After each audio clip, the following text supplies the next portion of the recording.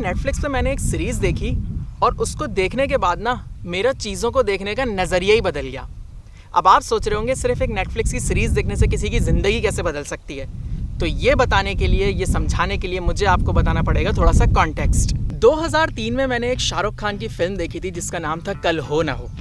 और उस फिल्म को देखने के बाद अगले दिन स्कूल जाके मैंने सारे बच्चों को कह दिया कि मेरे दिल में सुराख है और मैं मरने वाला हूँ। मसला ये है कि मैं कहानियों से बहुत ज़्यादा इन्फ्लुएंस होता हूँ और इस हद तक कि मैं उनको अपने ऊपर तारी कर लेता हूँ। तो मुझे ये पक्का यकीन है कि मैं जो हूँ वो 7वां फ्रेंड हूँ and I am your friendly neighbourhood Spiderman. इस वजह से कोई भी किताब, फिल्म या सीरीज़ मैं बहुत सोच समझ के पढ़ता या देखता हूँ क्योंकि वो बहुत ज़्यादा मुझे इन्फ्लुएंस कर देती है। अब मैं आपको बताता हूँ इस सीरीज़ के बारे में जिसका नाम है लेस इज़ नाउ। वैसे इस डॉक्यूमेंट्री के बारे में जितनी भी इन्फॉर्मेशन है वो डिस्क्रिप्शन में मैं आपको दे दूंगा, तो अगर आपके पास भी कोई अमरीकी कज़न है जिनका आप पासवर्ड नेटफ्लिक्स का शेयर कर दें तो आप भी ये देख सकते हैं। इस डॉक्यूमेंट्री का लुब्बे लुबाब ये है कि एक बंदे ने अपने घर का सारा सामान बॉक्सेस में पैक किया। ये कहीं मूव नहीं कर रहा था, लेकिन इसने अपना सारा सामान पैक किया और घर के एक कोने में जमा कर लिया और इसने कहा कि 21 दिन तक मुझे जिस जिस चीज़ की ज़रूरत होगी ना, मैं सिर्फ वो चीज़ें इन डब्बों में से निकालूंगा और उनको इस्तेमाल करूंगा और जो चीज़ें बच जाएंगी उनको मैं डोनेट कर दूंगा या बेच दूंगा। जवान के बच्चे ने अपने कपड़े, जूते, हत्ता के बावर्ची खाने का सामान भी ना उठा के डब्बों में बंद करके रख दिया और सिर्फ जब जब उसको किसी चीज़ की ज़रूरत पड़ती थी वो वहाँ से निकालता था और उनको इस्तेमाल करता था।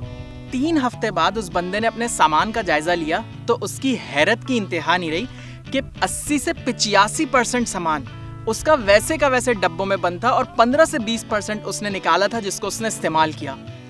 वो बंदा तो शंट रह गया और मैं भी शंट रह गया। उस बंदे ने क्या किया, वो सारा सामान डोनेट कर दिया और बेच दिया और उसके बाद वो बहुत हल्की फुल्की ज़िंदगी गुजारने लगा। उसका कहना था कि जितनी कम चीज़ें उसके पास थी ना, उतना ज़्यादा उसका माइंड फ्री हो गया, उसकी लाइफ से ना क्लटर निकल गया, तो उसका स्टैंडर्ड ऑफ लिविंग अचानक से बढ़ गया। हालांकि मेरा परसेप्शन और मेरे ख्याल में हम सबका परसेप्शन ये है कि हम जितनी अच्छी अच्छी बड़ी बड़ी चीज़ें ओन करेंगे उतना हमारे स्टैंडर्ड ऑफ लाइफ जो है वो ऊपर जाएगा। लेकिन उस बंदे ने ये प्रूव किया कि उसका जब इतना सारा पैसा बचने लगा तो असल में उसका स्टैंडर्ड ऑफ लाइफ जो है वो बहुत ऊंचा हो गया और वो बहुत फ्रीली हर जगह मूव करने लगा कि वो यहाँ भी जा सकता है, ट्रैवल भी कर सकता है और वो सारे काम कर सकता है जो उसको बहुत ज़्यादा रोके हुए थे, जो कि उसके पोजेशंस थी अननेसेसरी, जिनको वो इस्तेमाल भी नहीं करता था।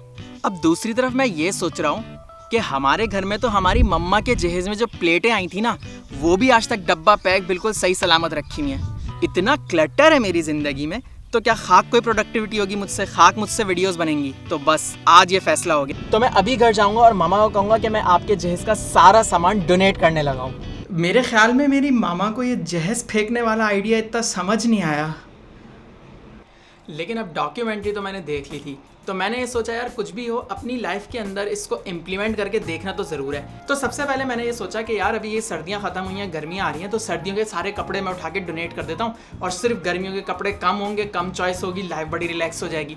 लेकिन फिर मैंने ये सोचा कि अभी मैंने यूट्यूब शुरू किया है और इससे इतने पैसे तो आ नहीं रहे, तो अगर अगले सर्दियों तक मेरे पास इतने पैसे ही नहीं आ सके जिनसे मैं नए कपड़े खरीदूँ तो क्या होगा।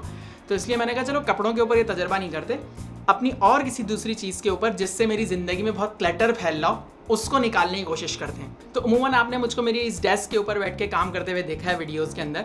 इसके नीचे ना एक ड्रॉर है और उस ड्रॉर के अंदर होते हैं मेरे मेमोरी कार्ड और यूएसबीज। लेकिन वो ड्रॉर खोलो ना तो उसके अंदर से समझे चिमगादड़ें निकल के उड़ती हैं। दुनिया जहान का पता नहीं कौन कौन सा कचरा उसके अंदर भर रखा हुआ है और मेरे लिए एक छोटा सा कार्ड ढूंढना ना आधा घंटा लग जाता है। और मेरे साथ मसला ये कि अगर एक दफ़ा मेरी कंसंट्रेशन टूट जाए तो 1 घंटे तक वो वापस नहीं आती।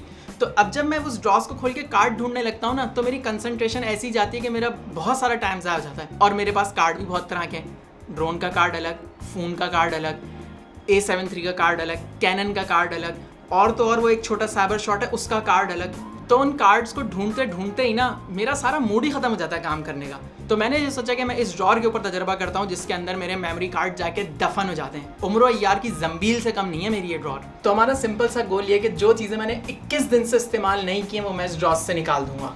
तो सबसे पहले जो चीज़ मेरे हाथ में आई वो है ये अगरबत्ती।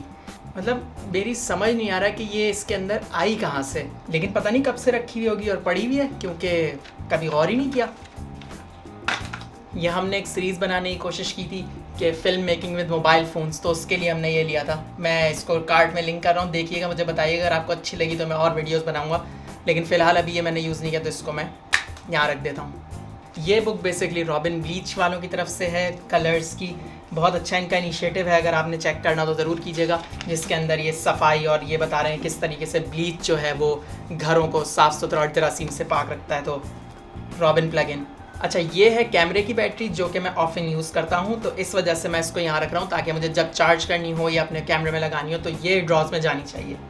ये हमारी चेक बुक जो कि हम बहुत कम इस्तेमाल करते हैं क्योंकि हमारे पास पैसे नहीं हैं। आप प्लीज़ हमारी वीडियो को सब्सक्राइब करें, लाइक करें, कमेंट करें, पैसे आए उसको इस्तेमाल करें।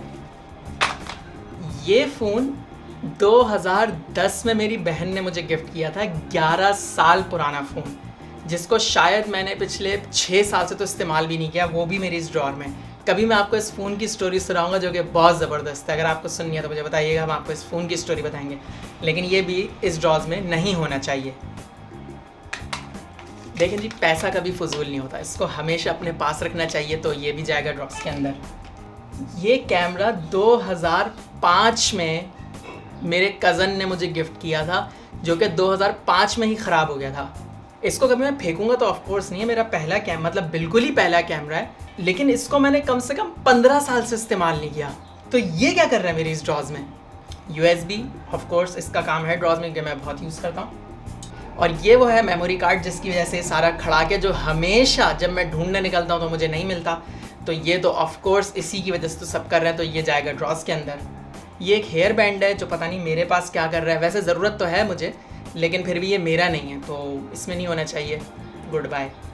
ये है अब हमारी इस ड्रॉर की पोजीशन, और ये सारा कबाड़ इसके अंदर से वो निकला है जिसकी कोई ज़रूरत ही नहीं थी।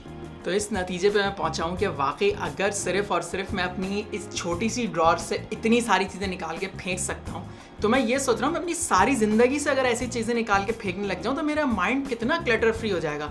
तो मेरे ख्याल में जिन चीज़ों की आपको ज़रूरत होनी चाहिए वही आपकी नज़रों के सामने रहे। बाकी सारी चीज़ें या तो आप डोनेट कर दें, फेंक दें, किसी को बेच दें, या फिर कम से कम अपनी नज़रों से दूर कर लें, क्योंकि वो और तो किसी काम नहीं आ रही सिवाय आपको आपकी प्रोडक्टिविटी की राह में हाइल हो रही हैं। तो ये था रिजल्ट उस डॉक्यूमेंट्री का जो हमने नेटफ्लिक्स पे देखी। आप अपनी ज़िंदगी से इस तरह का कोई क्लटर कम कीजिएगा, अपनी किसी ड्रॉर को, अपनी अलमारी को, किसी भी चीज़ को सेट कीजिएगा, और मुझे ज़रूर बताइएगा क्या वाकई इससे आपकी ज़िंदगी पे कोई इफेक्ट पड़ा। बाकी मैं इंशाल्लाह आपसे मिलता हूँ नेक्स्ट वीडियो में, तब तक के लिए